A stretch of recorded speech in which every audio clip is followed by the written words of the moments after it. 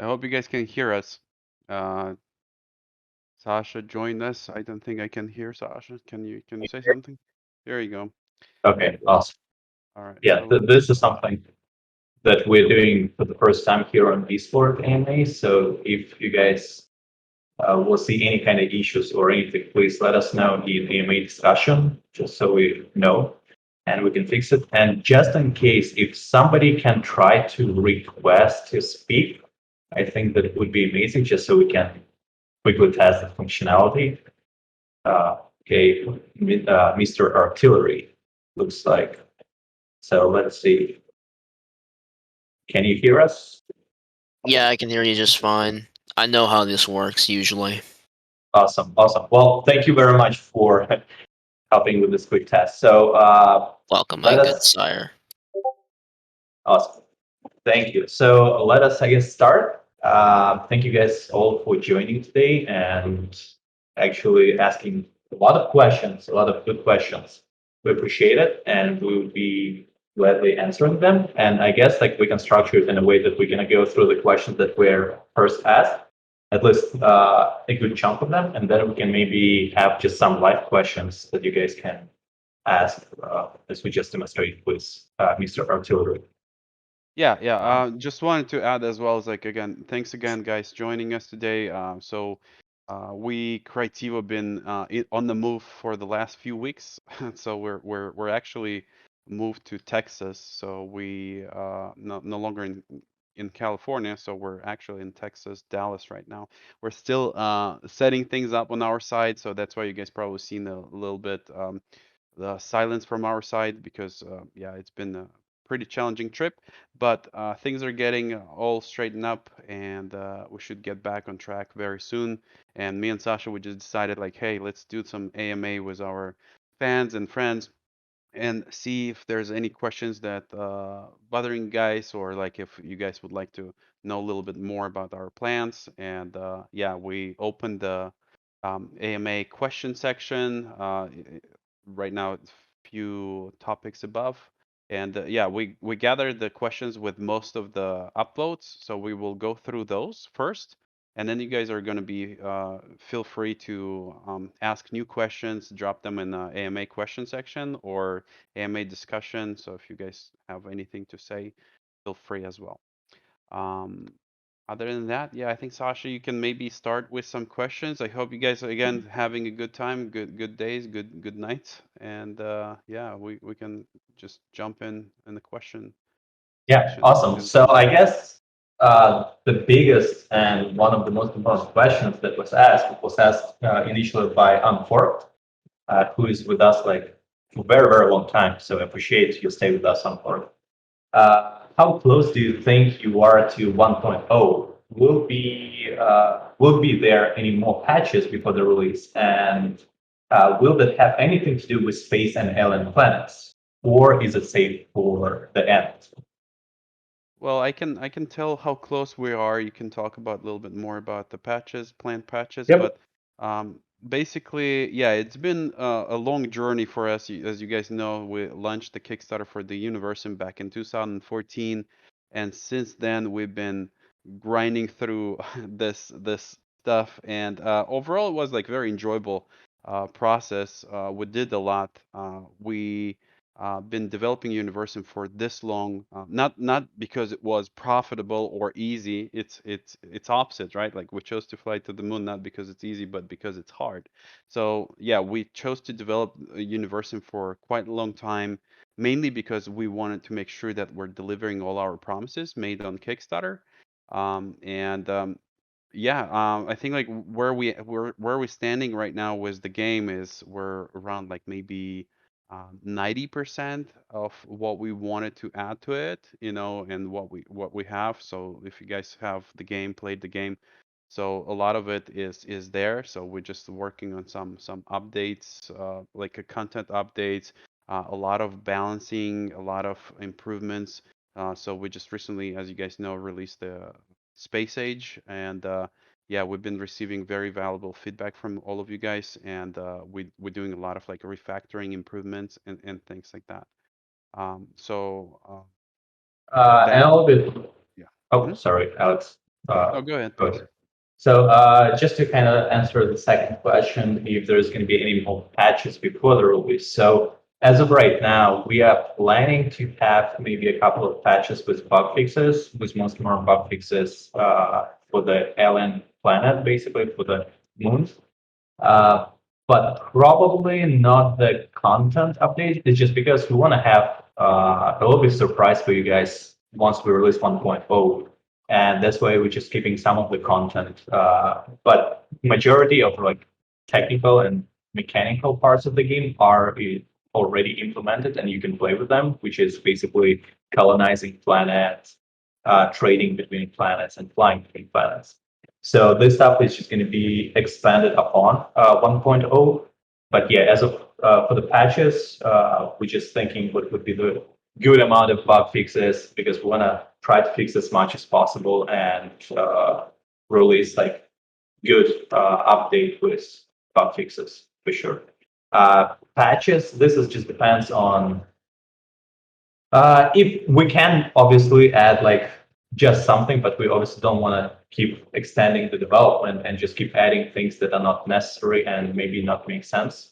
So, so yeah, I would say Yeah, if you guys have definitely. like some requests, if there's some significant feature that you guys are missing is not there in the games, like of course we can add something ahead of launch.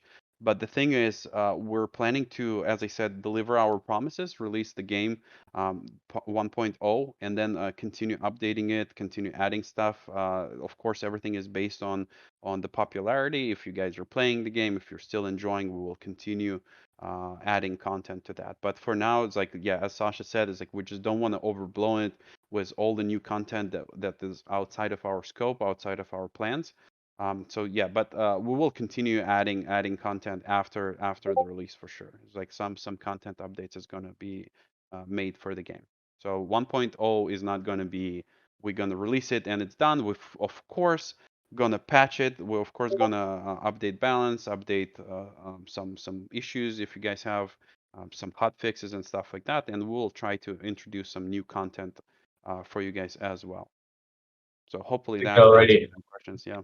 you actually covered. There was one more question that is actually was asking about is 1.0 is like dead end. That's it. So Yeah, yeah. yeah. The Uh, 1.0 is not a dead end for sure. Look, I give you 100%. So we're gonna continue adding some stuff to the game. So how big the content is going to be after 1.0, it really depends on the launch of the full release. But yeah, of course we'll have some leftovers, some tails that we will need to patch after the release. So we're doing our best to have the game as steady as possible, but so far, team was doing a really great job. I think like where we started, it's crazy. It's like yeah, it was like at one point after Kickstarter was in the first year, it's like I look at the game was a 20 nuggets, 5 buildings, and our performance was like at 20, 30 FPS, and I was like, oh my God, it's like what are we gonna do? So, but like yeah, it's like we managed to get here, so it was a lot of work, and really, really proud of our team. I think it's like we have like tremendous amount of work is done. So, and what's important to keep in mind, guys, is that we're still super super small indie developers, right? Like, so we're not your like if you compare us like to the teams like I don't know, it's like who's close, like No Man's Sky, right? Like, so they have like millions and millions of dollars in budget to deliver the games and stuff like that. You know, their games are priced as a premium game. So we're still small indie dev team. We've been doing, I would say, really well. I hope you guys share the same opinion. But yeah, it's like we're really doing this with passion and love. Is that's the thing. Is like we don't want just like release it and hey, let's make money. If we wouldn't make want to make money, is like we probably released it like a few years ago and stop spending a lot of money on this. But for now, yeah, it's like our goal is again to keep you guys happy, to make sure that we're delivering our promises. Of course, maybe we're missing something here and there, and we would love to hear from you. If you guys think that there's something significant that was not added to the game. But again, it's like our goal is again, you guys are very important for us because we would like to continue making games and we would like to have your trust. So that's my message pretty much with this. awesome. And yeah, yeah, we can continue, Sasha. Yep. So probably the question number two that was mostly asked and in multiple occasions, it was the mod support for the Universim. Is it something that is planned? Is it something that we're planning to add in the future, maybe? So Yeah, I anything think that. I believe mod support is equally exciting for us as for our fans as well. But like, unfortunately, with the mod support, we'll have to restructure a lot of things in the game.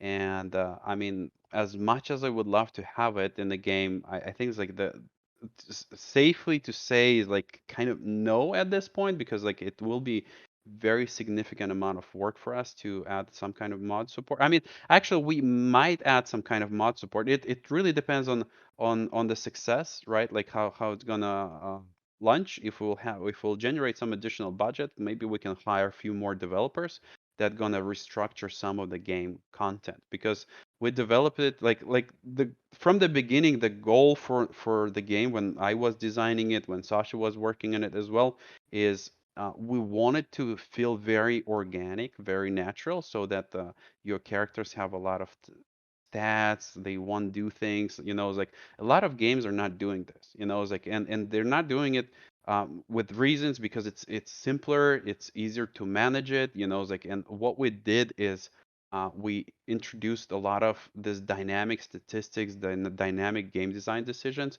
and it's really, really hard to balance it because, well, now Nugget need to go make love, now Nugget need to go sleep, now Nugget need to carry this amount of stuff, and all of it is very dynamic. So it's not happening per like world tick, not per world event. It happens per each nugget. So each nugget have very unique statistics and stuff like that. And there's a lot of complex systems like that in the game that will make it really hard for us to give you guys tools to make an additions to those systems because they will not interact really well. So we will have to spend a lot of time to make sure that we're making the proper tools that will help you guys to design the content for the game. But I mean, that's something like really, really exciting. I would love to see someone making a content for our game and making their own games inside of our game. So it will be really cool. So it's safe to assume to say is like kind of like don't want to overhype it or make it like unrealistic. So the answer to that question probably will be no mod support. But in the future, if the game perform really well, I mean that's something that we definitely can look at. And I would say, I don't know, Sasha, if you would like to add something to that, and Yes. if you share the same opinion with me on that. Yeah. So it is, as I was basically mentioned, it is very challenging. And a lot of systems, unfortunately, they were made from the beginning the way that it's extremely hard to modify right now. And it would basically mean that we have to rewrite those systems. But if we would just start with mod support and like even approaching mod support, it's probably going to be the first thing is the buildings and the planets. That's something because we're developed a little bit later in the game and those systems are a little bit more flexible. But there is also limitations on like how much it can be also done. So as Alex mentioned, we were discussing it internally within the team for a very long time about like, okay, how we should do it, what we should do. Unfortunately, every single time we're discussing it, it just ended up that it's like gonna take quite a lot of time to develop. So we're looking probably at the 4 to 6 months of like redesigning certain systems, reworking them. So yeah, that's why it's like right now we just not ready to jump And into it as and just usual, spend 6 months. those dates are optimistic, which is as Yes. usual it times two. Yeah, safely to times that too, and that's what you'll get in um But real time. anyway, we don't want to like say ever know because hey, who knows what waits us in the future, right? So we don't know what's going to be tomorrow. Well, I So wanted probably think- I want the mod support more than probably most of you guys, but like again, is like something that we need to consider. It's like again, our top priority right now is to get to 1.0, to make sure that Mhm. because like we have some people that chasing us and it's like, well, they've been developing it for so long, blah blah blah. It's like, yeah, is that a bad thing? Is that we're not giving up on the game? Is like in releasing it in whatever state? Is like, yeah, we're doing it not because we're enjoying making games forever. We're doing it because we have some accountability. We want to make sure that our fans are happy with everything that we're doing. So yeah, like again, like we want to make sure that we're put the check mark on that, and we will continue moving forward with the Universim. So we will continue adding some stuff to it. And I think we can add same kind of answer for the multiplayer. Like initial systems, like initial design of the game was not meant to be a multiplayer game. And Well, as I we can developed promise. it, Yeah, I can promise one thing with multiplayer is like I want to say yes, we're gonna have multiplayer, but it's gonna be in the Universim 2 if we ever made it. So if we'll decide to make Universim 2, if everything is fine. I mean, we have thoughts like that, it's like the but like it's like we need a little break from it. Like we're gonna have like a little bit of PTSDs flashing in our face in eyes because like again is like we're been working on it for so long. And so, yeah, we will need a little bit break, maybe spice it up with some other project, and we might come back and make Universim 2 with multiplayer, with some, I don't know, it's like terraforming planets, pouring water in the lakes, and all that kind of stuff. So, like full god game where multiple gods fighting each other, and well, I'm gonna overhype it right now, and the speech is it's gonna explode. So but for now it's like, yeah, we'll need to get on a honeymoon, so as soon as we release it, so you guys give us a little time to catch up some breath, and yeah, maybe we can start thinking about the University 2 sometime in the future. But I think overall, it's just throughout the development, because it was like such a long development cycle, uh, we learned ourselves so much that it's kind of like when you guys talking about modding, multiplayer, and all that stuff, that's something that we wanted to have as well. Like probably even more than a lot of people are, because we're like, oh, it would be so cool. We do have like tons and tons of ideas, and like people would be doing everything from like scratch. uh, like a lot of mistakes would be completely avoided, and a lot of those systems that we're talking right now would be actually implemented ahead of time, and it would be the base of the game. So that's where Alex is when he's talking about University 2. It's like, hey, yes, we well, because already we're know gonna what the start base on that. should be. Exactly. Exactly. Yeah. Yeah, it's like Uh, mod support, multiplayer. Like we like what's important to know is like we learned so much. When I launched the Kickstarter back in 2014 for the Universim, that was just a mad idea, right? Like I was sitting on the sofa watching TV, and there was such a thing that called a Kickstarter, and I was like, well, I have this cool idea for the game. How about I try that, right? Like I have zero experience, but I just have a passion and and love for the gaming. And yeah, we spent some time. We put everything on paper, and then yeah, we were totally noobs, in this kind of business. But now we have close to 10 years of experience of making games. So yeah, if we're ever gonna start making, well, we're making other game on the side, which is you guys probably heard about it. It's like Farm Folks, and we can talk about it a little bit more, a little bit later. But yeah, it's like we learned so much. Everything's so much more organized. The fundamental things are there. So yeah, if we ever make a second game, the second game is gonna allow us to have so much more flexibility. But well, with the Universium, yeah, it's our baby. It's our we're in the kitchen for the first time. I mean, the dish is exotic and tasty and fun, It's like, but we learned so much about the recipes, while we've been doing it. and I think just to kind of like quickly clarify, it's with the farm folks and this like two separate teams working on it. So it's like teams are not overlapping, because I know that some people were Yeah, concerned that I hey, people wanted from university maybe is feeding into farm folks, and it's kind of like not the case. Yeah, I wanted to Uh, come back to that a little bit later, but since you're talking about it, it's like, yeah, if you guys don't know, there's a second game also that in development by our team, which is a separate team. I believe we have maybe one person working in it from the Universim, but the entire team is completely different team from the Universim team, and yeah, if you guys are interested in, I can drop you a link so you can join the Discord and observe some progress there. It's a farming life simulator. But yeah, I mean, it's not interfering with us anyhow. For now, like in the future, we're planning to move our team to that game, so that probably will be our game number two as a Crytivo developer team.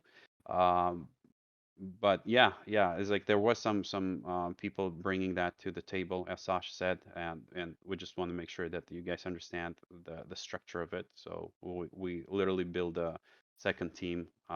There was nobody there, and yeah. I Um, think there is one more thing since you touched the Kickstarter.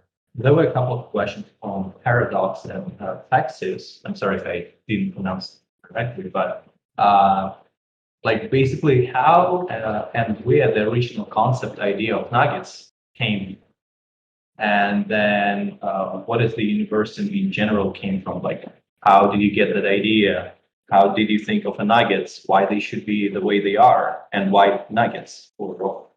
Well, I can tell the story about the how we came up with the idea for the Universim. So as I said, the idea came to me is like literally on the sofa, and I was like, I've been playing back in 2013. That's when the game like I think the Plague Incorporated. That's when it was trending. I mean, it's been trending with the coronavirus as well, but back in 2013. So I played the Plague. And one of my favorite games was also like civilization games, Sim City, Sims, and I thought it's like, hey, I mean, how about like making thing like that, right? Like civilization or Sims games, like on a planetary level. You know, it's like not just on the plain map, but like making our players play it on the planet. And so I came up with the idea for the universe, and from the beginning, it was supposed to be the planet management game with God. The God part is been a little bit forced on me through the community because as soon as we started promoting it on Kickstarter, pushing it to people, so people start seeing the black and white in the game. So they started it's like, oh, it's like populist, it's like black and white. And so the best case, like what we do is like when we work with our fans as our teams, like we would love to keep you guys happy. So and if you see something in our game, so we would like to add that to the game. And of course, it's like I didn't add that part to the game just because like oh I don't want it, but they really want it. I'm gonna go ahead and add it. It's like it fits, right? Like so we just decided to add it. It's like again, it's like that was added not from the beginning. So the God aspect was thought through a little bit through the time, like through the Kickstarter. So it was the God game was not supposed to be as big as it became in the universe. So yeah, the idea is just like kind of like making Plague Incorporated in the reverse, right? Like so instead of like murdering everyone as fast as you can, so you work in reverse. You actually create your civilization and make the nuggets grow and populate the world. And regarding the design for the nuggets, we we started with some silly designs, like with people with hands. Well, not silly, right? Traditional designs. Like some of you are not happy about it because like some people just prefer like, oh, I want to see humans. But what you need to understand that the Universum is not like we don't have a goal to make it real, right? Like we don't want to make it realistic. We want to have creative freedom. We want to keep that card and yeah, the idea for nuggets was to make them performant and like so that we don't have a lot of joints to animate. We don't have a lot of joints that eat a lot of like the poly counts, you know, in the game. So because we wanted to have them like hundreds or thousands of units on the planet, and I was thinking about like, okay, where I can get the design for that? Like, how can we make it minimalistic but still make people understand male versus female character, right? And as I've been sitting, I believe in Chick-fil-A with someone, I've been looking at the restroom doors, and that's where the design came to me. So Nuggets actually your restroom signs, you know, it's like so that the reverse triangle. So the male is a triangle with the shoulders up, and the female kind of with a skirt, the reverse triangle. So yeah, inspiration for nuggets came from the toilet signs. So now you guys know. Uh, That's what else is there? Yeah, yeah, an exciting story. Um, yeah, so I would and say was one question that banana milkshake or strawberry, uh, and this yeah. was a tough Well, question. Right. Well, not tough for me because I'd rather take the banana shake or the strawberry shake because banana is too the taste is too strong for me. Is right 'cause it has too much volume in it. So Don't the like that. taste itself, like the strawberry is a little bit more refreshing. So yeah, the straight strawberry shake for sure. You guys let I us guess know in the discussion what you prefer. no potassium for you, I guess, right? From No, bananas. no potassium. Yeah, it's like I'd rather maybe eat the potato, raw potato, than drink banana shake. No, I mean the banana is just like again, it's too sweet. I think like strawberry is much nicer combination for shake. But yeah, That's I actually agree with you on here. I think strawberry is much nicer. I think overall anything with berries is nicer. But I guess it's just like a preference. So yeah, so it's mentioned. Just what do you guys like? Bananas or strawberries? I guess that was just posted in yeah, discussion. I'm running the poll already. The poll. Who's gonna win? The Team banana banana. or strawberry. Damn. Team banana is actually winning. Um, all right. Uh, I hope that the answer for that is constructive enough. there was a similar question about pineapple on a pizza.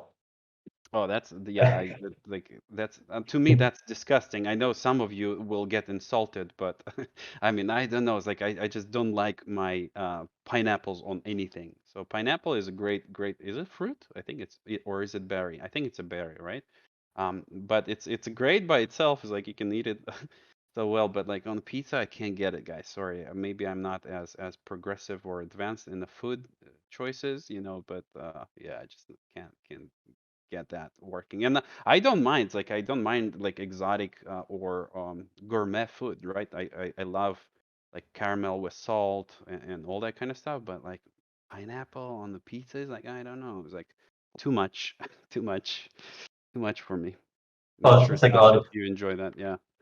I mean, I don't mind it. I can't say that I hate it. It's kind of like just neutral. It's okay. I can eat it without any issues. But again, it seems like a lot of people, when that question was asked, were like very negative for that stuff. So probably Yeah, they're gonna we throw we're literally tomato at gonna me. gonna gonna win some like we're gonna make somebody hate us for saying that it's bad. So yeah, it's very controversial question. So thanks for asking. Yeah. Uh, okay, good. So now let's get back a little bit for the Universim. So there is a couple of questions about colonization of multiple alien planets. It was also from Unforked, and it seems like a lot of people actually wanted to know the answer for it. And the question was, will it be straightforward to transfer resources between them, or will it start to get overwhelming based on how many planets you have? I can probably start it, and then Alex, if you want to add up Yeah, after of it, course. I think would be good. Yeah. So um, basically, we try to streamline the process as much as possible and make it as easy to manage as many planets as possible for you guys. And we'll have a system that will allow you to do it more comfortably. But it also will depend on you and your play style. Because if, for example, you will be leaving your initial planet in disastrous basically a condition where everything is failing, your nuggets are dying, or you basically leaving your planet where you just placed, I don't know, 15 factories and your pollution just going up slowly. And then you left this planet for like hours and you just ignore every single sign of like, hey, something bad is going to happen on your planet.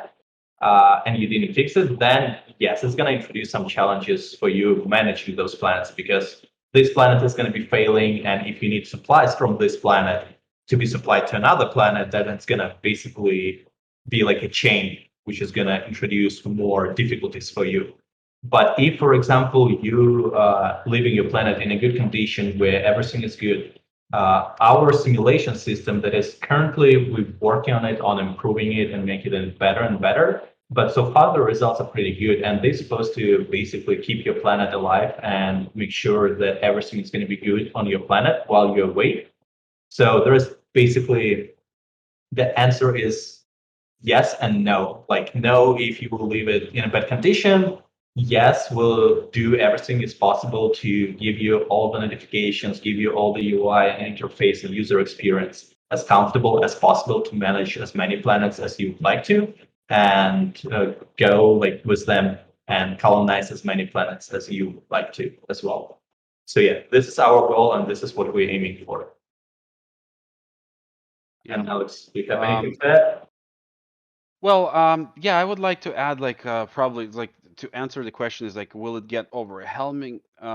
Probably yes, if you have a lot of planets and you want to manage a lot of planets at once, because it's just like natural. Because like I can't sugarcoat that. Is like, it's like yeah, I mean, as Sasha said, it's like our goal is like we're doing our best to develop the tools for you guys to help you guys kind of have nice like to avoid all this complexity, right? Like, but it's still a lot of information you guys will have to deal with if you have multiple planets and you're building cities on all of them.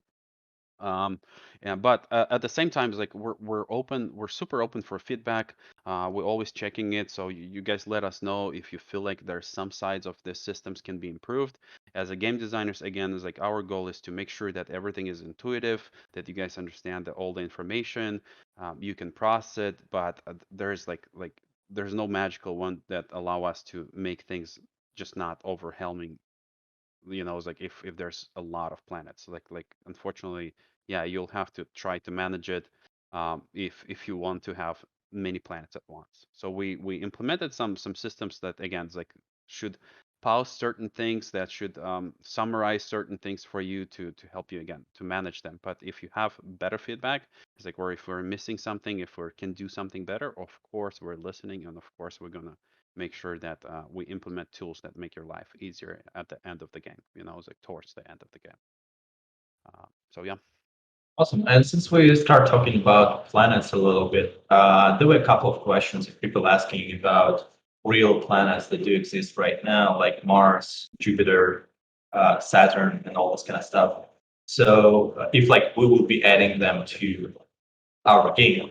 Only Uranus, right? We're gonna add only that one. But no, it's like as I said from the beginning, is yeah, our goal is not to simulate the real world. Like our goal is to give you guys some fun, to provide you guys with some fun with the game, and we never ever wanted to make it like we want it to be familiar, right? Like we want a planet to look familiar to where we live, planet Earth. But of course, there's a billion things that are not the same as in the real world. Like we see those um, comments on our Discord or somewhere else all the time that like, well, it's not like it's in real life. Like the rain is not that, or that is not that. It's like, yes, it because it's a game, right? So we're just like adding stuff that we think is fitting. Or we're adding stuff that we think is going to be fun. If we would want to make like some world simulator, right? Like there's few of them available. Online, kind of like don't like it, don't buy it. No, but but the thing is like yeah, it like we more like arcadey, right? We want to provide you guys with some fun and arcadey stuff, but making planets like making realistic planets like those Saturn and all that kind of stuff, like you will probably come across of some planets that will look like that, but it's not our goal to copy that. And maybe we can talk a little bit more about the planet diversity, right, Sasha? Is like telling them Yeah. like what we can expect and things like that. I'm not sure if we're Yeah. gonna have question like that, but I can explain you guys a little bit of our design decisions behind of like planet generation. And the planet generation overall was the most challenging task that we encountered in the Universim, and probably for any developer, because like I seen many developers come and go working with us on Universim. Um, and the number one thing that everybody hate and complain is that we work with a spherical world. And game engines just does not like that. So the game engines are not made to well, basically, yeah, you can make anything you want, and the Universim is is example, right? Like that it's possible, but it's extremely much more challenging than making a world on a plane. And through the time, I think like we spend like maybe we have like at least four revisions for the planet generation, right? Like four Yeah. revisions, meaning that we totally threw away what we had. Like the main challenge for that was to make I think making planets in the game is not that hard. It's like you can make a beautiful planet, but making procedurally generated a planet with some noise, like a nice tree distribution and all that kind of jazz was extremely, extremely hard back in 2014 when Unity didn't even have the built-in UI interface for the games. It's like, and we had to reinvent a lot of things when we've been working with it, and so starting like the one of the challenges was a pathfinding, right? Like because it's a sphere, how do the nuggets like calculate their path? It's like what if they're close? Like because there's no end, there's no beginning on that. So like for the water shader, right? Like there's no longer up and down in the world. So the center of the scene in the game is kind of down, the everything outwards is the sky. It's like, so we literally had to solve all these puzzles, and that's why we had to like throw away like maybe three iterations of planet generation because they were not performing well. Whoever was with us from the beginning, like you guys probably remember the super long loading times. Like the loading for the game sometimes could take like 2 or 3 minutes because we've been doing procedural generation, placing all those gazillion trees. We've been calculating where to put them. So basically, when the game starts, we create potato, right? Like empty potato, and then our system start checking. It's like, okay, now let's wrap it with the biomes. Okay, we're wrapping it with a desert. We're wrapping it with the mountains. Okay, now I need to put some stones. Can I put stone on top of the stone? No, you're not allowed. So you have to check all those spaces. So it's tremendous, tremendous amount of calculations. It's super hard. So that's why the loading is still not super fast, like, but it's still there because like we're distributing all the objects, and that leads us to the like why we chose to do that, right? Like from the beginning, is like why wouldn't we just like make 20 planets and make them randomly load, because like more or less they will look the same. But the goal was to create this engine that will allow us to generate different alien planets, right? Like so the alien planets can have like different biomes, differently distributed. So every game that you play is feels more or less different, right? Like because sometimes you have more desert on this planet, sometimes you have more water and things like that. So that was the main idea. So and that's how the our planets are gonna work. So you guys gonna land on the planets. They're gonna have different kind of layering. It's like you're gonna have lava planets. You're gonna have ice planets. Um, and they also dynamic. So if you land on an ice planet, you will be able to melt ice. So every planet in the universe, most of them will be rocky and lifeless, but every planet you will be able to terraform them. So at the end, you will get a lush, beautiful planet with a lot of like alien trees, fauna, and things like that. So it's really hard for me not to overhype it. I mean, it sounds like it's like I don't want you guys to again think that this is going to be like No Man's Sky 2.0 or something like that, because we don't have those budgets. I mean, I would love to. It's like maybe in university when we'll have like Universim 2, right? Like with the bigger budgets, like we can allow you guys to have more. But again, we're doing our best to provide you guys with the best experience, like giving you some magnificent sceneries. But please stay sober. So I don't want to overhype it. So yeah, we're doing our best, but the planets are going to be very diverse. They will choose like we have pool of objects that being combined. It's like we have like different textures for the grass, like all of that. So they're different environment. There'll be toxic planets, um, rainy planets, and all that kind of stuff. So yeah, but again, I, keep in mind that this is a what $29 game, and our team is like still indie, so maybe in the future we can provide you guys with a little bit maybe deeper experience. Because the reason why I'm saying that, because I read some comments that people been saying things that like we're never promised, it's like we're never promised making things like I'm not sure. It's like you will have a war with aliens on alien planet, right? Like, well, we'll have like that might be one of the questions that we'll have is like will we there have was the a couple war? of questions. Yeah. Yes. We want to populate some of the planets with aliens, like similar to Exile. So what you guys can expect is like a kind of like Exile scale system where the creatures that are going to be there is going to look different and maybe act somehow a little bit different towards your civilization.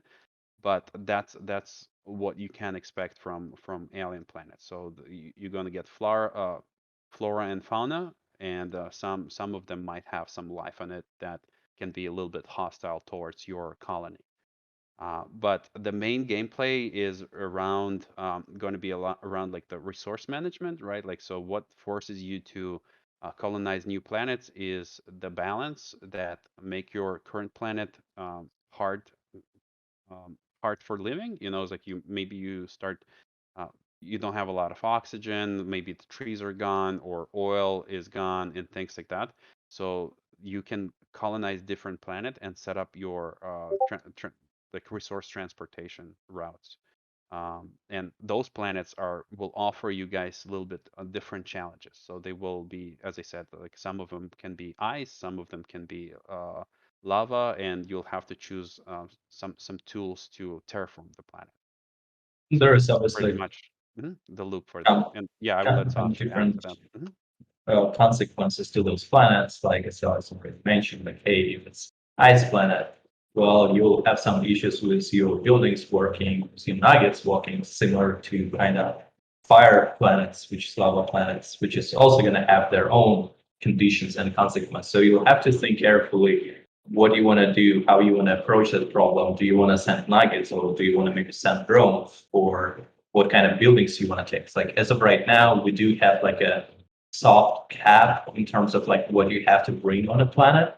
But initially, our idea was to let you guys experiment what to bring and what to call like with what to colonize those planets. So we wanted to kind of like right now with the moon to give you a feel of like, hey, we need to take those buildings, those nuggets to colonize it. And this is just a barren planet. That's like the easiest planet to colonize. But what about other planets? And for other planets, we obviously want to remove that soft cap of like what you have to take. So you'll have to learn from your mistakes of like, hey, I'm just gonna take some nuggets from lava planet. Well, maybe it's not the best idea. Maybe it is. So it's kind of like you'll just have to experiment a little bit and see what works for what planet and what buildings do work for what planet. And I think one of the exciting things would be for the planets is, as I've already mentioned, it's uncovering it. So, like, yes, initially you land on like ice planet, barren planet, toxics, and cetera. But once you terraform them, they changing their shape and then basically revealing a lot of cool things, like maybe new life, new colors of the planets. Uh, and like a lot of other things that you guys will probably enjoy. At least we do enjoy internally when we quickly colonizing and just checking how our entire planet generation system works. And overall, the planet generation system is quite flexible in terms of like customization. So we're trying to add like as much as possible to provide variety, but obviously, since it's procedurally generated, some planets might look a little bit similar. Some planets will look a little bit different. So it just kind of gets will be a little bit on a lot. We do planning to design some system by hand, like similar how we did with the moon, because it was literally designed by hand, and we will have some of them distributed around the space. But uh, probably we're gonna go with like between 5 to 10 planets that we will just do by hand, and then basically the rest of the planets are gonna be procedurally generated. And we're trying to achieve like very good results with that system. So it all looks very nice and unique. Mm-hmm. Um, We don't yep. know where we even started. Yeah, toilet signs for nuggets, and we ended up here. So yeah, if you want, go ahead and ask a new Yeah. question. So there There was was one quick question I would like to answer is like mhm. the Cheesy King 93 asking about if there will be a console release.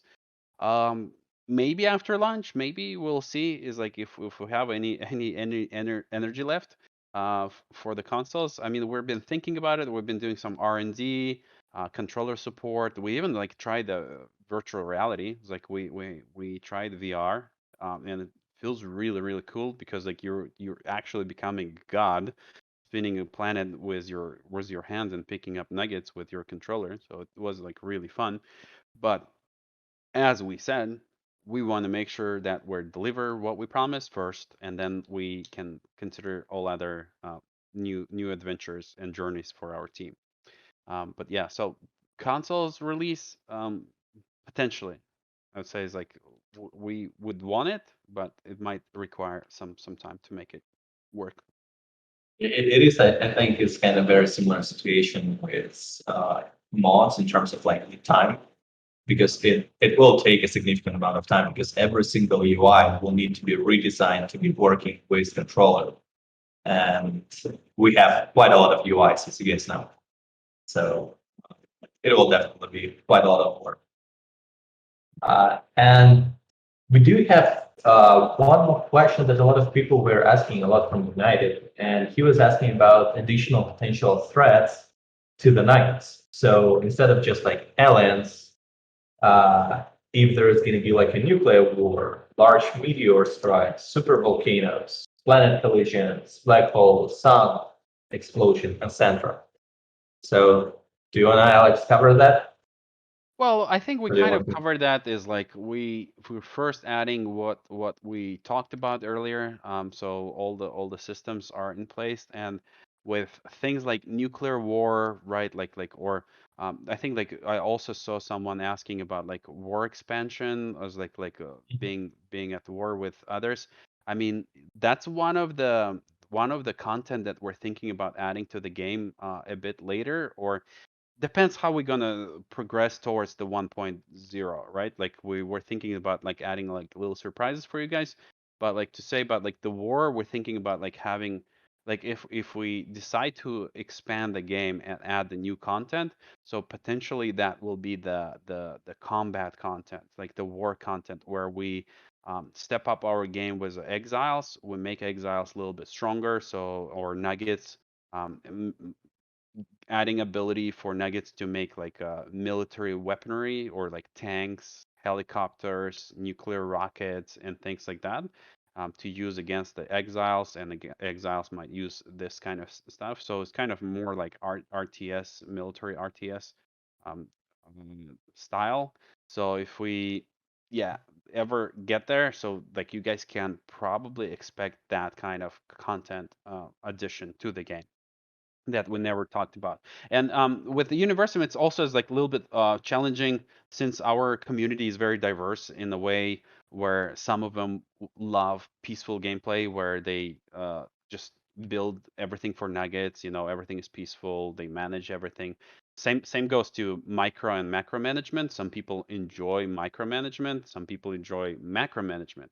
And there's conflicts. Like we always getting conflicted reviews from people, not reviews or suggestions. You know, it's like that saying is like, well, I would love to for this element to be in a little bit more details. And as soon as we start adding a little bit more details to certain things, that people start seeing that somebody's complaining is like, oh, I don't have time to manage this, I don't have time to manage this, it's too much micromanagement and stuff like that. So it's like we're on the thin line here, is like as a game designer, so we're trying to satisfy both of you guys, so to keep you happy. And that's why some of the content, like when we introduce some of the new content, we're trying to keep it some of it optional. So if you don't want to play with it, so it's optional for other players that would love to play with it. Like, you know, it's like with exiles, for example, you can attack or not attack. Like choose like on what direction to develop. You know, like your relationship with villages like that.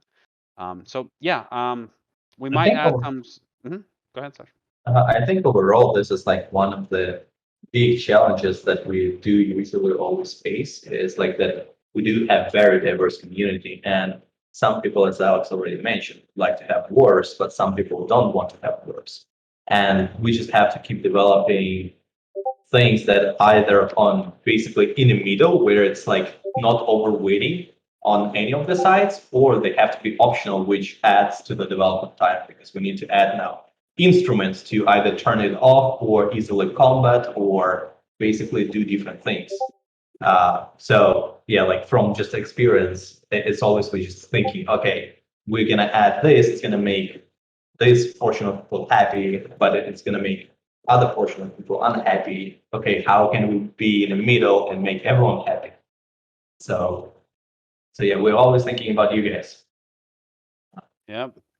Um, And I think there is way more questions, obviously, in AMA question, but I think maybe we can go to like some of the live questions where people can just join, ask the question, we'll try to answer the question, and then another person can join and ask the question. Basically, we can go back and forth for a little bit and just Yeah, you can allow exchange some somebody live if you guys questions. want to ask like with voice, like you can Mhm. request to speak. We can let you.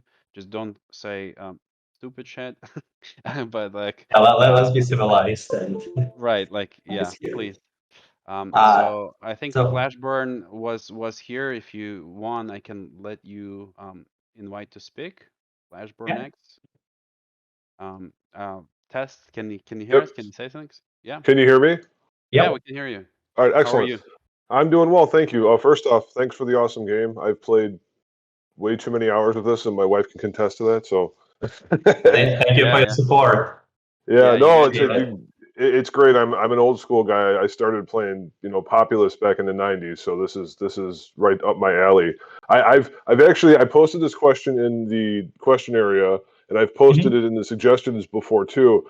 The only thing I would love to see, and you guys have done so much great work. I hate to ask, but I would love to have a building that I can stick the crates into, that they don't blow up and kill like 300 people at one time or 300 Oh, that's nuggets a at good one time. idea. Yeah, yeah, yeah, for sure. That's a really good idea. It's like let's add it. You got it. All right, great, thank you. Yeah, that's. I mean, otherwise everything's been great. I mean, I'm looking forward to seeing how many planets I can colonize before I crash my PC. So that's one thing I'm actually looking forward to when the live Right. release goes. Well, we're doing our best. Yeah, we're doing our best. Is like we're trying to simulate a lot of the planet calculations, like behind the scenes, so that it shouldn't like impact your PCs. Like the planet that you are on is going to be the most impactful thing for your PC, but Hmm. we're kind of designing the systems that it will allow us to have like as many planets as you want with minimal impact on your computer. So Excellent. All right. um, Well, thank you. yeah. Thanks again. I do appreciate it, and I'm looking forward to the Oh, full thank release you too. guys. Thank Yeah, you. Yep. thank you guys for supporting us, making all this possible. Just again, fans like you is why we have this. It's like the, you guys gave us this possibility. Thank you very much. All right, you have a good day. Yeah, you Yeah, too. have a good Thanks. one. All right. Let's see who else we're having. So we Uh, have it says Science, Isaiah Judah Judah. I'm Israel. sorry. It's like yeah. Yeah, Hey, sorry. where are you Hey, calling us from? Hello. I'm in the United States, so I just have a couple of questions for you guys. I've been enjoying everything so far. Nice. Um, so I was wondering, like, is there any way to where we can establish like trade and stuff like that with the exiles? Like, for example, trains that ship goods and they use trains to ship goods back, or they use like an airport to ship stuff between our cities. Sasha, you want to trains take it? and airport. Well, trains is definitely that's something that is like we didn't really think of, and this is something completely new. So with this one, maybe one day, but I don't want to promise. With airports, it's a little bit easier just because we do have airports, and right now airports basically acting as your tourist place. But Yeah. potentially we can expand it a little bit so it can allow you to ship the goods between Exile and you a little bit faster. But overall, I mean, you still can trade with Exiles and you can perform any kind of trading. It just, yes, there is no trains right now, and it would be a little bit challenging with trains. As Alex mentioned previously, maybe with Universim too, it can be actually a good idea, and I do like that idea personally. I think it's pretty cool. It's just a matter of like how the game is structured right now. It would be very similar system to the roads, and we know that our developers hate roads, especially Well, one developer who worked on it a lot, just because it was extremely complex system that basically built the road for you, and it would be way easier for us to probably allow you guys to build roads, and in this case, would be like train railroads yourself. But because we wanted to make it easier to play and be like, hey, yeah, it's just gonna build road for me and build every like nice city for me.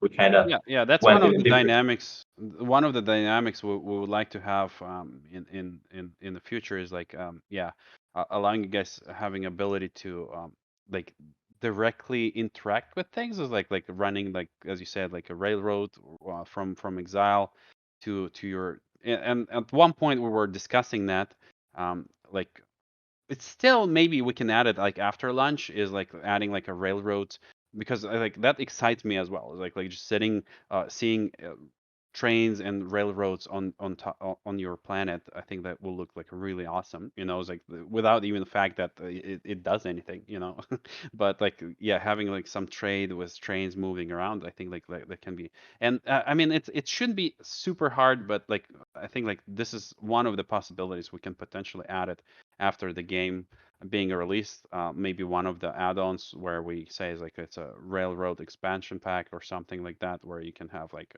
trains and stuff like that. Yeah, but for now, it's like you can already, I believe, trade with No, exiles, right? Like yeah, because the Sasha is the father of exiles. Like he's the one who convinced me to add exile villages to the game. And so yeah, all the credit to him for that Oh, system. all the blame is also on me. and Yes. I just have one more question for you guys, Yeah, if of you course. Go don't ahead. mind. Yeah. I know in the trailers that you guys have been putting out for the aliens. I know there's ships surrounding the planets. Is there any teasers or anything that you can tell us about that? The armadas Oh, and Yeah. it's yeah, Alex, do you want to Yeah. cover it? I can. I Uh, can. So yeah. basically, yeah, the aliens from the trailer is basically we're gonna have side story, right? Like kind of like the mini campaign in the game, and they link to that. So that will explain. So there will be a little bit of plot twist about who you are, is like as a player, like who you actually are, who's talking to you, right? And a little information about those aliens. So we're not gonna spoil it too much, but those aliens are not gonna be something that where you guys gonna have wars with them at this point. It's like maybe later, is like we can expand on that. But for now, this is the information. Basically, that's coming from the kind of like campaign stories. Like you guys also enjoying the narrator, and I saw that somebody's asking if we're going to add like a little more the lines for him that he's going to comment. Yes, we're planning to add more narration. Basically, the narration that we had from the narrator was ending at I believe like medieval gas plant. That's when we had the first round of narration. So we plan to record many more, and that is the part of the storyline. So you guys will discover something we hope interesting and unusual, that will give you some hints about what's happening in the world, who actually you are, and what's next. So yeah, so those are the aliens that you guys are gonna see. They're gonna come visit your planet for sure in the 1.0. So you're oh, gonna see. Mhm. I really thank you for answering my question, and you just completely shocked me and sent goosebumps thing, because I wasn't even expecting the game to even have a campaign, but you just shocked me with that information. Well, I'm well, looking it's forward to not. what you guys do with Hopefully, it. you're not thinking it's going to be like something like Horizon Dark Zero or something campaign. But like, yeah, it's like campaign is kind of like long, little long quest that leads you to something, like something revealing at the end. So let's just keep it like that for now, because don't want you get I don't want you get too excited. It seems like you already are, but like so yeah, Too we're late, working on it. Alex. Yeah. Now I need to start But working on thanks for your university. questions. Yeah, yeah. Thanks for your questions. Thanks for joining us today. Yeah, Thank you, sir. I appreciate y'all answering. yeah. Greatly appreciated. Thank you. All right, Okay, then all we right. have next Carbuncle. Carbuncle. Yeah. Uh, So let them in. All right. Here you go. Can you hear us? We can't hear you. it seems like your microphone is off right now. At Oh, it least might that's be. what it's Yeah, showing. it might be Maybe it's muted. muted. Well, let me see if there's any more questions. If you guys have Well, in like question section. Uh, there is United who also wants to there's ask a some question. question about the pollution system, maybe for you, Sasha, from Berhard DVD or or Berhard There we go. Am I 2022. muted Oh, now? here you go. Yeah. Okay, we will get back to that question. But yeah, hey, how are you? Where are you calling from? There we go. Okay. Yeah. Sorry about that. Discord wasn't unmuting me. That's all right. That's all right. We can Yeah. hear you well now. So yeah. So I'm a Canadian in the UK. So Nice. Oh, Okay. yeah. Yeah. So I haven't I found a heard it way out. was a hot week last week for you guys. Yeah. Yeah. It's not hotter than I'm used to in Canada, but the humidity here made it feel like being in hell. So it sucked.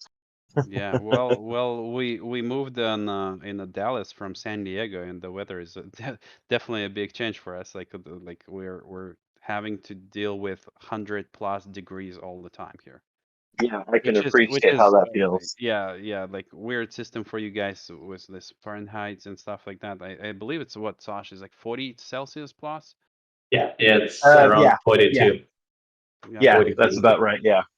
Yeah, but hey, yeah, let us know if you have questions or anything you would like to say. Yes. So I've been playing pretty much as soon as you guys got onto Steam, and I thought, hey, this reminds me of Black and White. I'm in, and yeah. So simple question: can you put a button in, like on the keyboard, where we can gently put something down?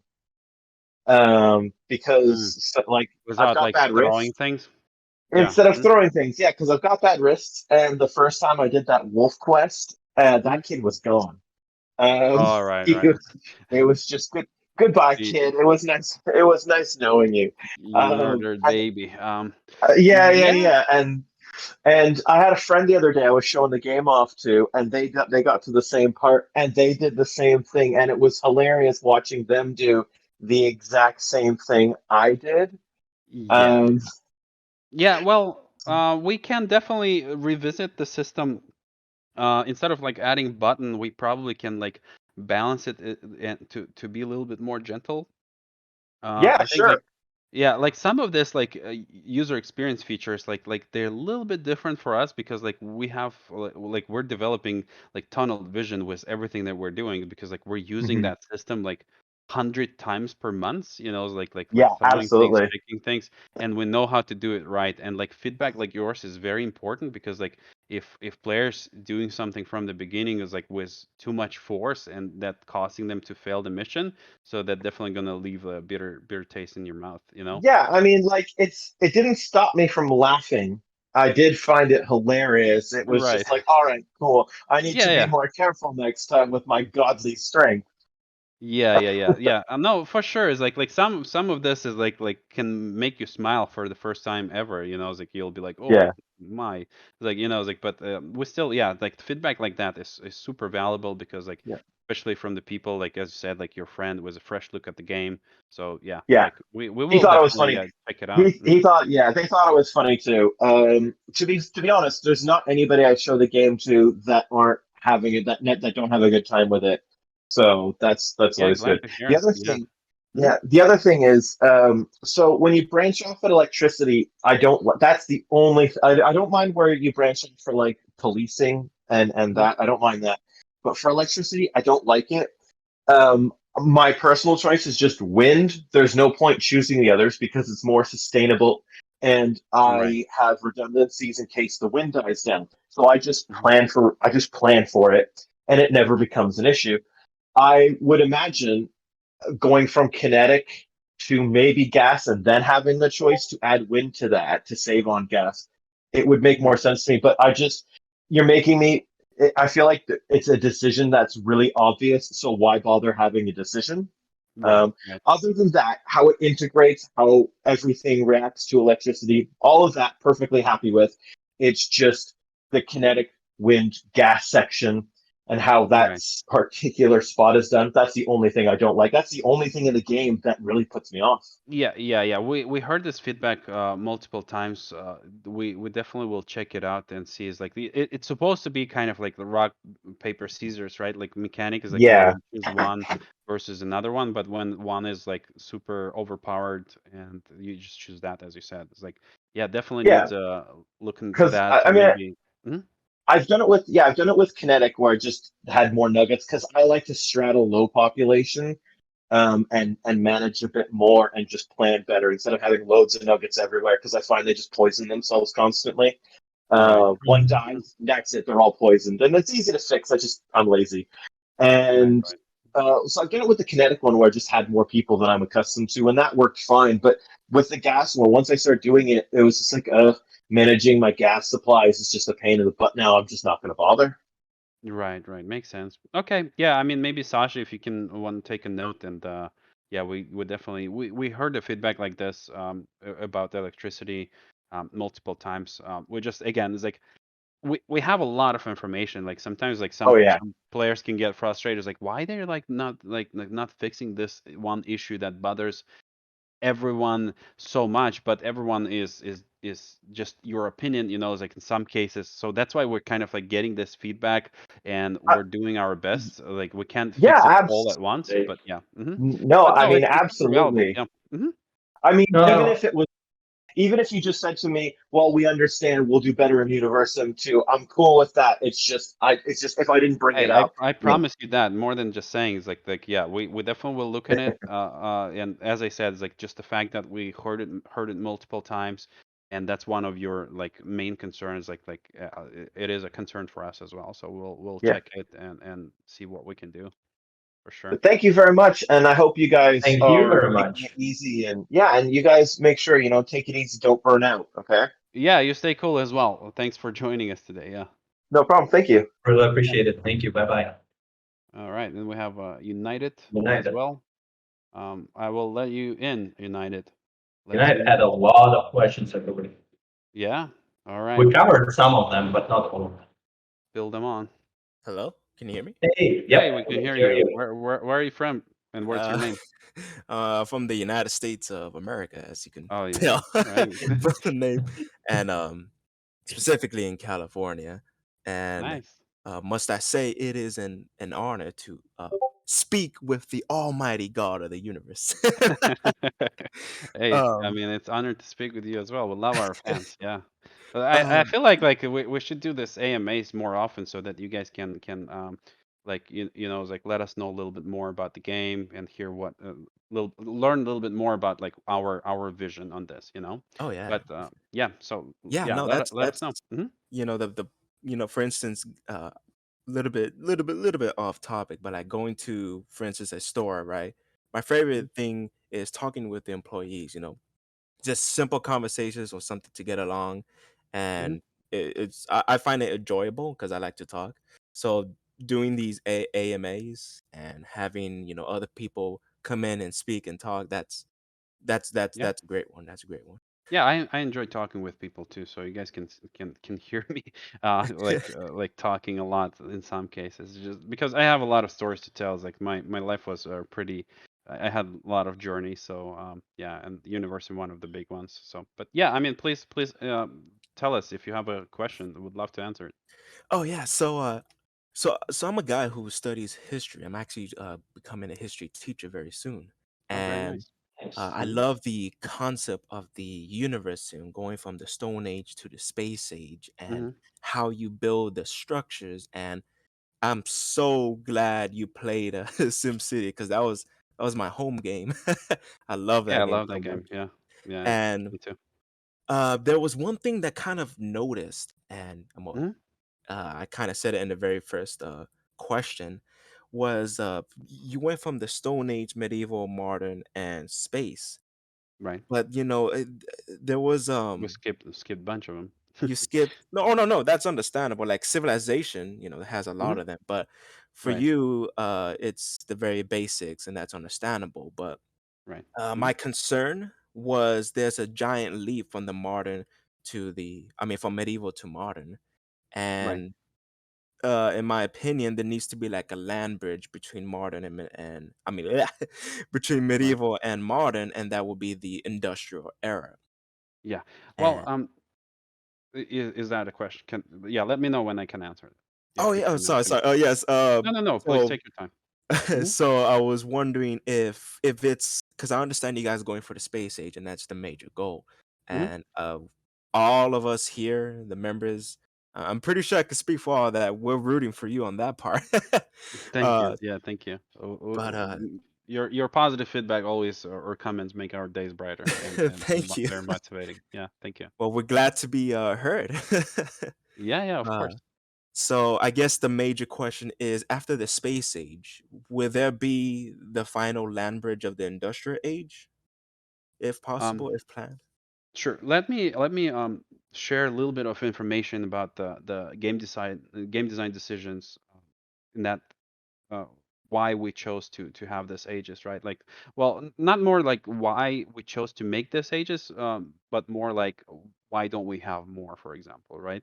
Um, so the challenge comes like as with if you heard me earlier, is like I was talking about the planet generation, how hard it is, it's like how challenging to make a strategy game on the sphere.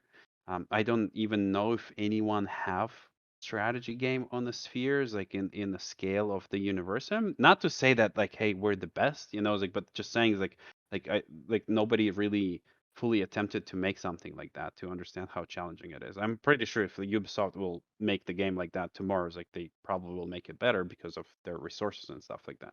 But as a first game for us, for our team, that decision is very significant and very challenging. That's the most challenges that we had as a developer, as a young developer. The ages is also challenging, but a little bit on the different side. So the challenge with having a different ages in the game is making us make everything twice or three times or four times. So with every age, we have to remodel and re-implement entire building. And as you know, it's like we have a lot of structures in the games, and it's very, very significant amount of work to have more ages. So like if we want them to be different, if we want them to feel like it's like because like from Stone Age you go to medieval, and medieval age is like almost like procedurally modular structures, so for residentials, and all the buildings have to be remodeled to accommodate that. Same when we jump to the modern age.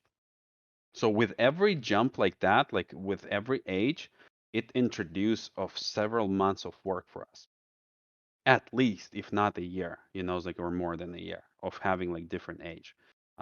If we had like a farm of developers and artists, so that probably will be easier and much faster. But like, hey, like we're kind of like making this game in a basement almost, and yeah, I it's like think yeah, just to kind of like add a quick note, as of right now, we have 168 buildings, if I remember correctly. which And is each building, it is like unique building that was yeah, designed it from scratch. surprises me as well when you bring that number is like 168 buildings, and it's just like, wow, do we really have that much? And you guys will not notice that because like all those buildings are being upgraded. Like because if you play the regular strategy game, like all those buildings just sit there. They don't have like the age progression, it's like the way we have it. And that's one of the decision that kind of like we have to bear, it's like it's really hard. It's like if we want to add more eras, it's extremely uh, Huge amount of work. costly. Yeah, it's like it's for all of us. And yeah, I hear you. So if you like I believe like you kind of like the question was about like if you can expect more eras after Space Age. I would say no. It's like we're sticking to the Space Age era. And so we're gonna stick to Stone Age, medieval, modern, and space for now. It's like in the future, it's like again, it's like it's stupid to talk about any kind of like Universim 2. We've been bringing it again and again. It's like we don't have plans to make Universim 2 at this point. We're just talking about it. It's like I'm excited about possibility, but there's no like fully in motion any kind of plans or development for Universim 2. But like if we ever make Universim 2, we're gonna make the systems that will allow you maybe to design your own buildings, kind of like a sport, So this will save us a lot of time, or like we will not have to make unique buildings, but we maybe when you progress to different era, we can let you design the aesthetic of your structures in the game, that can be utilized by our procedural system. So that's much better approach. Like we have a knowledge to have that kind of system in place for the new game, but for the University, is like one of the questions like similar to that is like tells you of like it's like in the Stone Age you have interiors in the huts, Is one of the our questions was like, are we planning to add more interiors? No, we plan like if we plan anything, we probably will ditch that one. It's like so just not have it. It's like instead of like adding for every era like interiors because they're highly cosmetic, they don't bring values to players that much. I mean they're good to have, but we'd rather add some mechanics that will make people have some kind of action. Like interaction with the world, interaction with exiles, and things like that. Or we can spend time on actually making some cosmetic things. Um, Please let me know if I answered your question. If not, I will give you more. I'm not trying to get away from it. I just being a little bit more volumetric with it. I was like I just Oh, like want to give you more information about like our decisions on that. oh no, yeah, I completely understand, and I get it that you guys are Hmm. a very small company. It's not like you guys are EA. We have so many hundreds of employees working on one game. Right, That's right. understandable, and that's why we the fans praise you for such hard work and dedication of all these years. Because my fear Hmm. was that it was going to be abandoned some way midway the development, or it wasn't going to be fully complete, and If we that would, was my biggest fear. yeah, if we would make like different decisions, we probably wouldn't be able to make it. We had a Kickstarter in 2014, and we rose around like $400,000 for the game, and that's definitely not enough to make a game like Universim. It's like nowhere even near. And we've been trying to be like very creative with our content updates, like promoting the game, getting more fans. Actually, like out of like you guys probably know is like we also started doing publishing, right, like marketing and PR for some of our indie friends, because we've been approached by a lot of developers in the past, and they were like, hey guys, like you got like such a successful product like Universim's, like how you doing this, how you doing that. Like we've been helping a lot of indie developers and like taking them on some trade shows showing their games. And then like a few years ago we just decided like, hey, how about like we build like separate team that's going to do PR and marketing, and we help them develop that side. And all of this like little decisions, right, like help us to get a little bit extra budgets for us to continue making. Like a lot of people like think that like, oh, it's like they making, for example, like farm folks, that's mean they're going to dedicate some resources from Universim to that game. But in a lot of cases, like everything that we do actually helps us to implement things to the Universim and stay on the float. um so yeah, I mean, and you guys are like the feedback from you, and when it's positive as well, is like very heartwarming. It's like making our days brighter for sure. It's like we see negative feedback like time by time, and I mean we understand. I feel like sometimes people judging the game based on like the not fair scale. It's like you need to scale us to the similar projects. It's like, but nobody cares. It's like, and I don't judge you. It's like as a regular fan, right? Like I want this game to be this, and I want to enjoy it. But like, and nobody cares how big our team or how small our team is. And I don't want to say it's like, hey, it's like PDA is because we're small. It's like I'm just saying it's like just like what we're asking is for fairness. It's like just make sure that you understand who we are and what we do, and It's kind of that's like the that. Yeah. saying, Mhm. work with me, work with you. Yeah, exactly. It's like again, it's like we're trying to stay very casual, very straightforward with you guys, like on the same level, like getting your feedback. It's like, of course, we want you to be happy. There's no reason for us to not like make you guys happy. It's like not implement things that you want. It's just like the question is like, can we? It's like, do we have resources for that? It's like that's my baby. Like Universum is the game, is my first game, and I kind of wanted to stand strong on the pedestal. Oh I yeah, think Um, I under I oh sorry. I think just to add to that, in a lot of cases, we do have to make very hard decisions on like what to add next or how to proceed forward with next. Just because, as you probably heard today, there was a lot of people suggesting like adding different systems, like let's say modding support, multiplayer, consoles. Let's say right now we're talking about like additional this industrial age and all the stuff. And I know there is a lot of people want war, exiles expansion, and all the stuff, and we have to like choose very careful of like, okay, what do we want to add next that will bring basically the most benefit to everyone, and everyone will enjoy, and everyone will basically happy with it. And that's why sometimes, yes, like some people probably maybe not happy with like, oh, this patch introduces something that I'm not happy about it. But yeah, if it was up to us, we would add every single system that you guys asking for, and without any issues, because like Yeah, a lot because of your they're ideas are profitable amazing. too. Yeah. It's Yeah, like if you want to talk about like, oh, this guy's like want more money, or it's like somehow it's like yeah, we do console release, we add multiplayer, and we add mod support just to make more money. But like as we said, like the priority is deliver 1.1, 1.1 1.1 is going to be there, 1.0.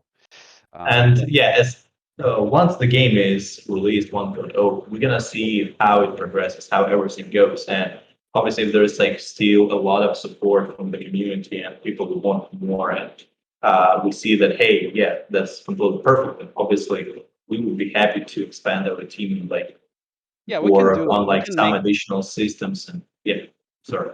we can make that as a like potential DLC after the game, adding like bunch of new content. Like again, and I'm talking about like fair DLC. I'm not talking about like cutting some things from the game or something. It's like if you guys would like to have something, is like we can definitely invest more in it. You know, it's like as you said, it's like maybe we have like additional content as like industrial age or something like that, where we'll have to like make gazillion new buildings and new mechanics, new research trees, and all that kind of stuff. It's like sure, it's like we can again. It's like we plan to keep the game on the float even after release. So we're not going to release it and wrap it up and say like, whew, done. You know, it's like no, we're still going to have supporting teams sitting and making like either fixing it or making new content. But yeah, it's like unfortunately for now, as much as we would want, again, is like similar to mod support multiplayer, um, consoles like with additional ages, it's a little bit hard, you know. It's like Oh yeah, no, especially. I Mhm. completely. Oh, sorry. Continue. No. We're again, it's like we were talking about like loving to talk. Like yeah, you're talking with people that love to talk. So Uh, please, yeah, uh, microphone is in your hands. Go ahead.